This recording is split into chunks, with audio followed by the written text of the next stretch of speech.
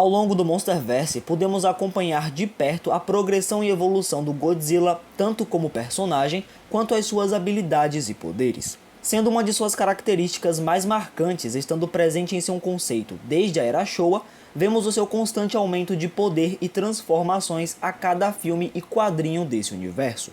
Sem dúvidas, no Monsterverse, os pontos mais marcantes do Godzilla foram a sua forma termonuclear, por fazer referência à clássica forma Burning da Era Heisei, e, atualmente, sua forma evoluída, que trouxe uma estética diferenciada para o personagem, criando entre os fãs o debate de qual dessas transformações do Rei dos Monstros seria a mais poderosa. E apesar de muitos discordarem furiosamente, já adianto que a forma evoluída do Godzilla apresentada em Novo Império é sim mais poderosa do que a forma termonuclear, e eu vou mostrar o porquê aqui nesse vídeo. Então, sem mais enrolações, vamos começar. Antes de eu trazer as evidências para minha afirmação, é válido tentarmos entender o motivo de acharem que o modo termo é o ápice de poder no Monsterverse. Muito disso vem do próprio fator visual e estético de ambas as formas. A forma evoluída altera o corpo do lagartão, mas ainda o mantém com uma cara familiar, enquanto a termonuclear parece visualmente mais ameaçadora e imponente, com todo o calor e energia emanando do Godzilla em uma cor de chamas, fazendo o Rei dos Monstros ficar com um aspecto meio demoníaco.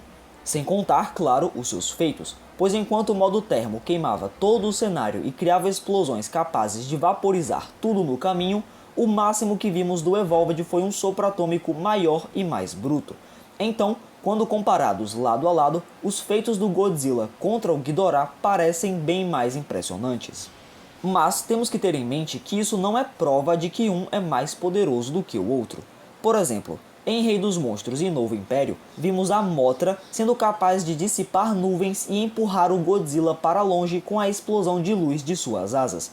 Esses dois feitos por si só, visualmente falando, já parecem ser maiores do que qualquer coisa que o Kong já tenha feito em qualquer filme. Mas ainda assim sabemos que o Kong é mais forte do que a Mothra, isso é indiscutível. Além de que, o poder de um personagem pode ser traduzido de várias formas diferentes, mas eu vou chegar nisso mais pra frente. Agora vamos de fato a tudo que temos de informação que me faz acreditar que a forma evoluída está acima da termo. A primeira evidência é o fator narrativo do próprio Monsterverse. Como mencionei, um dos conceitos básicos do Godzilla é que ele vai ficando mais poderoso a cada sequência lançada, juntamente com seus inimigos que se mostram ameaças cada vez maiores. E isso fica nítido com o lagartão mudando de forma e ganhando novas habilidades para poder se destacar do filme anterior. Só a transformação de 2014 para Rei dos Monstros já deixa esse conceito bem evidente no personagem, com o primeiro Godzilla sendo um titã mais lento e não tão musculoso, para logo no filme seguinte ficar maior, mais forte, mais rápido e ainda conseguir usar o sopro atômico sem muitas limitações. Logo, seguindo essa lógica narrativa, se a forma evoluída veio depois da termonuclear, ela já seria mais poderosa. Além, claro, de compararmos os inimigos do Godzilla em ambos os filmes. Enquanto o Ghidorah foi dito capaz de remodelar a Terra com a ajuda dos outros titãs que estariam sob seu comando, a Shimo já conseguiu alterar o clima do planeta inteiro sozinha. Então, se a Shimo nas mãos do Scar King é uma ameaça maior do que o Ghidorah, o Godzilla precisaria de mais poder do que ele usou para vencer o dragão. Adicionando a isso, também precisamos analisar o contexto de ambas as formas e entender o que foi necessário para o Godzilla chegar nelas. Em Rei dos Monstros, após ser gravemente debilitado pelo Oxygen Destroyer, Godzilla foi reabastecido por uma ogiva nuclear, a ponto de produzir tanta energia que ele mesmo não estava aguentando. Por isso que na batalha em Boston, suas placas brilhavam o tempo todo. Seu corpo não estava conseguindo conter todo o seu poder até o ponto dele atingir massa crítica, que é a forma termonuclear. E de quebra ainda recebeu a energia vital da Mothra, que o concedeu o pulso atômico para liberar toda a radiação sem ir de base no processo, e com certeza também garantiu mais um boost de poder. Já em Novo Império, acompanhamos um pouco do processo do Godzilla até evoluir totalmente. Primeiro, ele ataca uma usina nuclear para absorver toda a radiação do local, o que já faz ele ficar super carregado, muito mais do que ele tinha ficado em Rei dos Monstros, pois ele não só estava irradiando por todo o seu corpo, como também conseguiu causar um pulso eletromagnético e ainda mexer com a atmosfera do local. Após isso, ele ainda absorveu o que foi dito no filme, a maior reserva de energia do planeta, mais o fato de que a novelização pontua que o Godzilla ainda fundiu o DNA da Tiamat com o seu próprio, o que definitivamente também garantiu mais poder no processo. Afinal, os titãs são como usinas nucleares ambulantes. Aqui então percebemos que a forma evoluída já levou o aumento de poder do Godzilla a um outro patamar, pois enquanto o modo termo é resultado de uma ogiva nuclear mais a energia da Mothra, o Evolved é resultado de uma usina que também produz energia no mesmo nível de uma ogiva, mais a energia da Tiamat, mais a energia da maior reserva do planeta. Sendo assim, a forma evoluída tem mais energia do que a forma termonuclear. E sabemos que, para o Godzilla, mais energia é o mesmo que mais poder. E eu sei que vai surgir a seguinte pergunta: se o Evolved tem mais energia do que o Termo, por que o Godzilla não atingiu massa crítica em Novo Império também? Vou responder com um exemplo simples. Como eu disse, ogivas e usinas nucleares produzem aproximadamente a mesma quantidade de energia, sendo milhares de toneladas de TNT. Porém, uma ogiva gera uma explosão gigantesca e uma usina não, mesmo ambas utilizando a mesma fonte de energia. Por quê?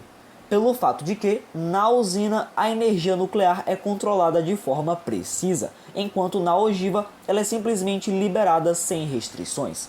A mesma coisa acontece com Godzilla.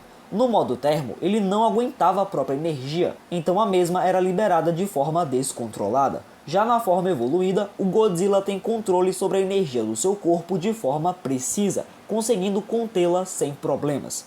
Um dos principais objetivos da forma evoluída é justamente fazer com que o Godzilla absorva mais energia, porém sem atingir massa crítica. Por fim, outro ponto importante de se levar em consideração e que, para mim, reforça ainda mais tudo o que pontuei, é que, na novel de Novo Império, existe uma certa comparação entre a forma evoluída e a termonuclear. Um trecho da batalha final do Rio de Janeiro pontua que quando Godzilla começa a sobrecarregar e brilhar roxo, um dos personagens lembra do modo termo e pensa que o lagartão iria causar uma explosão igual a que ele fez em Boston. Porém, o Godzilla dispara um sopro atômico mega poderoso, dito nesse mesmo trecho como mais brilhante e mais forte do que nunca. Isso deixa implícito de que esse seria o ataque mais poderoso do Godzilla até o momento. E sim, a forma evoluída supercarregada ainda é a forma evoluída. Muita gente gosta de separar como transformações diferentes, mas são a mesma. A única diferença é que a supercarregada é como se fosse o Godzilla na adrenalina, no 120%. E eu sei que também vão perguntar: ah, mas então por que esse sopro atômico mega poderoso não vaporizou a Shimo como fez com o Ghidorah? Dois motivos simples. Primeiro, a Shimo é fisicamente superior ao Ghidorah, tanto que na novel o próprio Godzilla duvidou se ele seria capaz de vencer ela. E segundo, o pulso atômico é muito mais quente do que o sopro atômico, por isso vaporizou o Ghidorah.